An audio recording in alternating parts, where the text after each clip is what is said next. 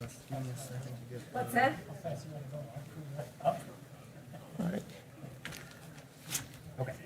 You get your, okay. All right, good evening. It is Tuesday, December 10th, 5:20 PM, and we have a quorum of members present. I will be calling the Finance Committee to order. We got a lot of stuff on the agenda in a closed session, so we're going to try to move through these things as expeditiously as possible. Item number one, minutes of the previous meetings from October 9th, 2024, October 14th, 2024, October 16th, 2024, October 29th, 2024, and November 26th, 2024. Do we have any discussions? Otherwise, I'll entertain a motion. Move to approve. Motion from Henke, second. I guess, was it, just Gary, did you second it? Sure. Okay. Motion's been made and seconded. Discussion? Not hearing anything. All those in favor say aye. Aye. Opposed? Okay, that carries. Item number two, a discussion and possible action amending Wausau Municipal Code 3.25.090 and 3.25.100, room tax interest and penalty assessment. Really, this was just to modify our ordinance so it reflects what the state statutes say. So I think the only change was that the maximum penalty we can charge is $5,000. So we didn't have that maximum penalty prior in the original ordinance, and so we just want to reflect what the state statutes are, because state statutes would basically trump any local ordinance in this area. Okay. Move to approve. Okay, a motion from Gisselman, second from Henke. Any discussion? Not hearing anything. All those in favor say aye. Aye. Opposed? And that carries. Thank you. Item number three, discussion and possible action on approving purchase of animal impoundment services agreement. And I believe this is for the non-dog strays with the Marathon County Humane Society. We have a separate contract for the dog strays. So I see the police chief here if anybody has any questions. Otherwise, looks like this is pretty much the same contract as we've had in previous years from the Humane Society. I'll move to approve. Okay, a motion from Henke. Second. I'll second. A second from Gisselman. Any discussion on that?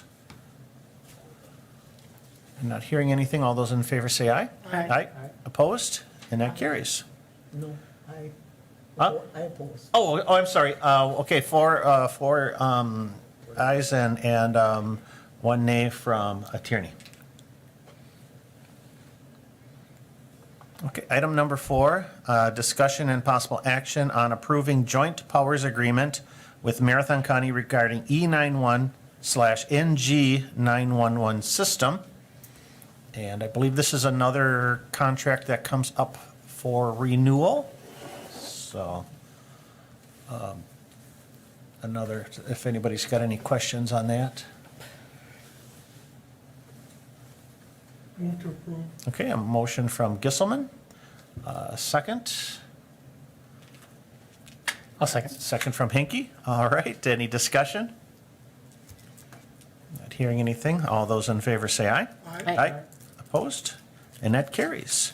Okay, discussion and possible action approving sole source purchase request for hazmat safety equipment with Clary's Fire Safety Equipment for the Wausau Fire Department. And there was a sole source request in your packet, and just prior to the meeting, we were passed out a second sole source request, but they are both for hazmat equipment, and we have the fire chief here to kind of give us an explanation. So, Yeah, so the larger one for the 18,598, that is a grant that we received in order to purchase these to update our meters and stuff for our hazmat team, our regional hazmat team, as well as our county hazmat team. And the other one is purchase sole source for 11,677 for us to use our hazmat budget to purchase extra equipment that keeps us up in line with the other regional teams throughout the state. So they're both pretty pretty basic, just keeping up our equipment and staying equivalent to the other hazmat teams in the state using our hazmat budget. Okay, any questions? Alder Tierney? Is this in the budget? Yeah, so the hazmat budget is actually funded by the state, so it's not part of the city budget. Okay, thank you. All right, any other questions? Otherwise, I'll entertain a motion. I'll move to approve. Okay, a motion from Henke. Second? I'll second. A second from Tierney, thank you. Discussion? Not hearing anything. All those in favor, say aye. Aye. Opposed? And that carries. Thanks, Chief. Item number 6, discussion and possible action approving sole source purchase request for elevator service contract with Schindler Elevator Corporation for the Department of Public Works. And this is in regards to our elevator maintenance, which is required. So Eric's here to answer any questions, so. Yeah, Hi. Is this the company that we used previously, or is this something? that we new? are currently using, yes. Okay, so Yep. this is just re-upping the contract, basically? Correct, yes, yep. All right, any other questions? Otherwise, I'll entertain a motion. Alder Tierney? A second? I'll second. A second from Gisselman. Discussion? Not hearing anything. All those in favor say aye. Aye. Aye. Item number 7 has to do with contract for janitorial supplies. We're going to pull that item from the agenda. Eric Lemon, Mr. Lemon needs to do a little bit more work on that contract before it's ready to go.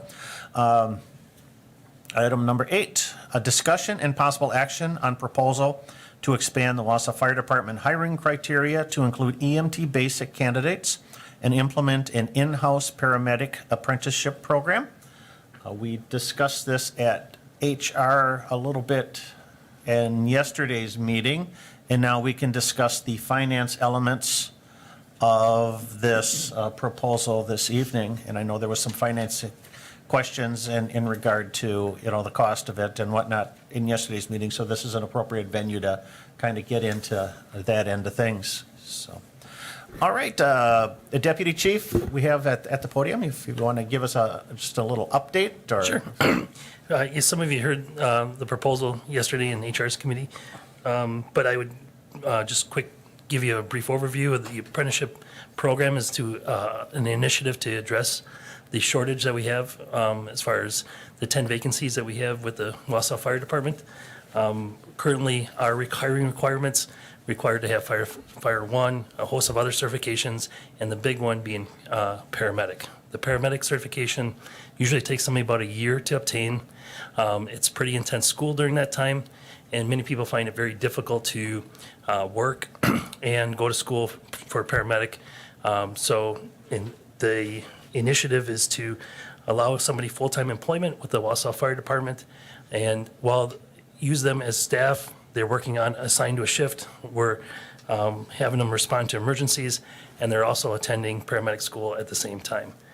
As far as the finances go, the financial impact, we'll be bringing the apprentice in at an adjusted yearly salary that is adjusted to allow for an early engagement benefit and a $5,000 tuition credit. So with those combined, the $15,000 is adjusted from what a normal one-year firefighter EMT basic would start at. And I emphasize a one-year firefighter EMT basic is 6% less than what a one-year firefighter paramedic would be. So I'm hesitant to say that this would be a money savings initiative, but I can, but because it's 6% less than what a paramedic would be starting at, I feel comfortable that this wouldn't be an increase in costs to initiate this initiative. And what we're doing is we're changing the hiring requirements, but we're not lowering the standards. They will become paramedics. We'll still respond to medical emergencies as a paramedic service, to paramedic service. And allows us to broaden our pool of applicants. I guess, and then that's the big issue, because as they're taking their classes to be a paramedic, they're going to be a ride-along in the med unit with two licensed paramedics. Correct. So. So, All right, Alderman McElhaney? My microphone was on. I have a question. Why did we decide on an early engagement benefit? The 2025 start of firefighter, do we employ any of those? we currently we don't, because we don't have the ability to hire a firefighter EMT basic. Okay. But that salary is in the contract because technically, I guess you could be, you can become an engineer or a lieutenant and no longer retain your EMT licensure. So that's why there's that 6% difference. Okay, so I guess I processed this a lot last night after HR, and we know that they're coming in lower. Why did we add, I could see the tuition credit, but why are we adding a $10,000 benefit? The theory behind the benefit was twofold. One, to create an incentive to make it, bring attention to it and create an incentive to join the apprenticeship program. But more importantly, it was a retention tool as well, because the last cohort that we had of paramedic students, they came in at what you would have saw as the starting, 2025, well, would have been last year, so they would have came in at the 2024 start firefighter wage. Some of them finished school, and shortly after they finished school, they left. They did leave for good reasons, but one, for an example, they left because at the time interest rates were higher. They had a lower interest rate in the home that they owned in Eau Claire, and to make they chose not to relocate because of the increase in what would have been their mortgage. So they stayed, or they relocated their employment to Eau Claire. So the theory behind was if there was a $10,000 credit given to them, or a benefit bonus given to them when they started, that would maybe offset some of the costs of relocating, and it would make it less desirable to leave shortly after school. How long is the school? 1 year, 12 months. So we're paying them, we're basically hiring them as an EMT basic. I know that they're going to school, and they're signing something saying they'll stay for 3 years. But I guess, if we don't leave some of that carrot on the back end, that's my concern.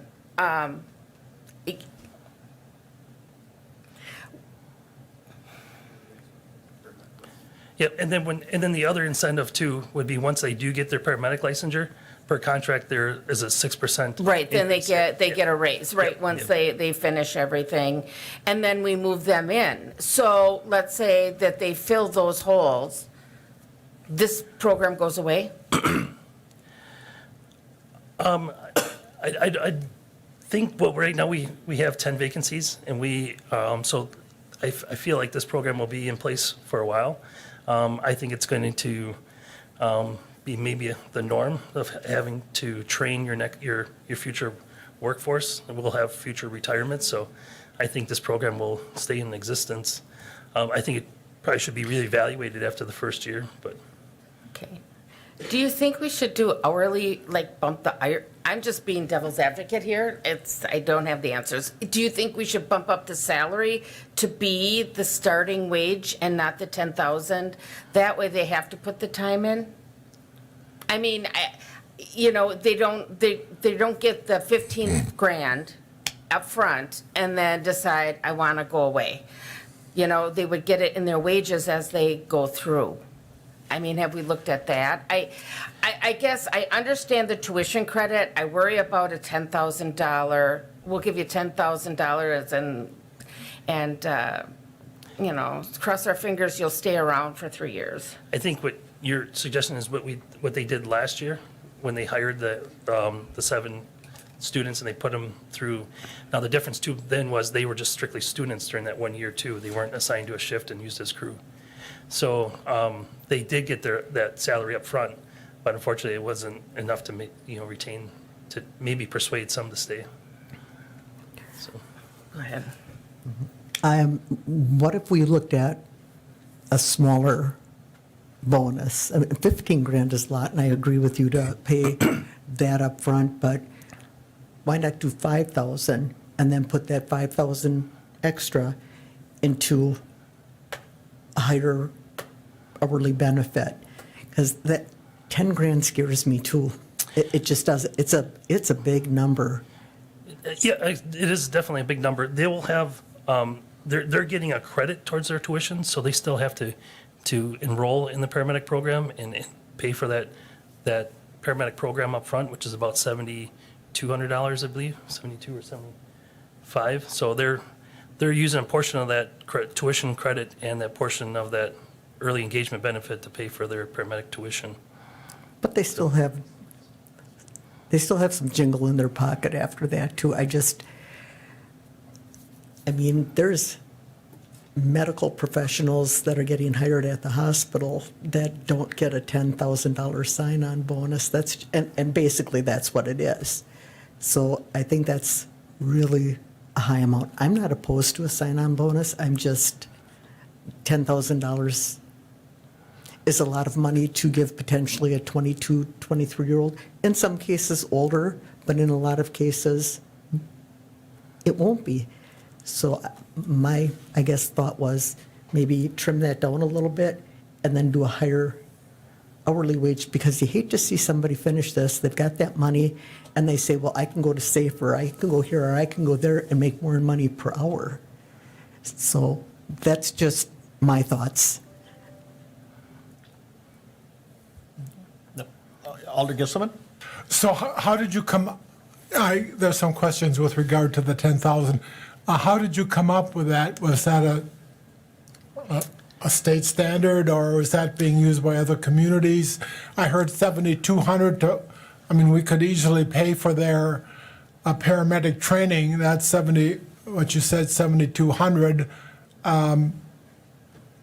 You know, I think that's something the city, you know, with a condition that they stay on for some years. But my original question, the original 10,000, how did we come to that? So a little history before Deputy Chief was here, when we did the last program, we actually paid them the flat rate for that year to go to school, and then we paid additional money to pay for their schooling, where in this plan, we're not going to be paying for their schooling, which is part of the reason we came up with the money up front, as well as what Deputy Chief alluded to also is being able to get something back. Now, to allude to that a little bit with this 10 grand, you know, when they go through this first year, one way or the other, they're going to make the same amount of money throughout the first year. But if we don't give them that 10 grand up front with this contract at the end, with however we prorate it to pay back between now and the 3 years, you know, we wouldn't get that money, anything back, if we just paid them the flat rate. So not only are we looking at it as a recruitment tool to bring people to Wausau, but also to be able to get something back where we couldn't before, plus we paid extra money to send them to school. So Chief Bartek at the time got approval from council to increase the budget in order to pay for that schooling for those 7 candidates. Does that make sense? So that's kind of how we came up with the 10 grand, because we're not paying their schooling, they're going to have to pay it out of that. Right, and give them an opportunity. And as far as any departments near us, I'd argue that we pay better than a lot of them to begin with anyways. So not all departments in the state, but near us, so. So my question then is, are they giving a $15,000 sign-on bonus to get those people there? How are we in comparison to, say, Stevens Point or Rapids or, you know, communities around us as far as pay and incentives? And like I said yesterday, a lot of those departments just hire EMTs, so their pool is bigger, and that's what we want. And we want to be able to hire for character and get our pools bigger. But we run as a paramedic department only, unlike a lot of departments in the area and around the state. So they're able to hire people just out of EMT school and run them as long as they want at that, and decide if they're going to send them to paramedic school, where we run a little different, where everybody here is required to be a paramedic and run on the ambulance. until promotion. Have you checked into what, are other communities giving a bonus like that? There are some throughout the state. We've talked to chiefs at conferences. I don't know what the nearest one to us is anymore. I think Fond du Lac. But, you know, there are some that are starting to do it. There's not many yet, but I think it's going to be the change and it's going to be the way. I mean, even outside of the fire service, you look at the hospitals and the nurses and all the different things that are going on around us. There's signing bonuses everywhere without. Not 15. Well, I'm, Not 15. And I mean, and these people are going to college for 4 years and have a lot more education and educational expense. And I am not opposed to giving the $7,500 to them for school. And even like another $2,500 sign-on bonus, it's a lot of money to take a chance. and we did have those conversations, and I think it's worth saying that we sat down with our union leaders too to discuss it. And the first number that Justin and I came up with was $5,000, and the union was a big proponent of moving it up to 10, and we discussed it at length. And because of some of the reasons we just explained is why we were coming to that number, so. Thank you. Any other questions? Okay, I know we discussed this at length yesterday, and it's definitely this, the combination of the tuition credit and the early engagement benefit is a big number, but I think it will work towards keeping people motivated to get through the program and stay with the department, so. Otherwise, if there's no other discussion on this, I will take a motion. Okay, a motion from Gisselman, I'll second. second from Henke. Any other discussion? Not hearing anything. All those in favor say aye. Aye. Opposed? Aye. So one no from Tierney. Okay, next item is a close session item. Do we have anybody that wishes to read the verbiage here on the agenda?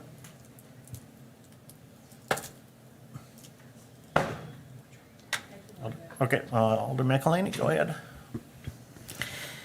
I move we go into closed session pursuant to 19.85 sub 1 sub E of the Wisconsin statutes for deliberating or negotiating the purchase of public properties, the investing of public funds, or conducting other specified public business whenever competitive or bargaining reasons require a closed session relating to approval of purchasing properties taken by Marathon County due to foreclosure of tax liens and relating to approval of purchasing and assembling of properties along the West Riverfront for relocation of the Public Works Garage and pedestrian trail acquisition. All right, do I have a second? Second from Tierney. Well, this involves a roll call vote, so Tierney? Aye. Okay, Henke? Aye. McElhaney?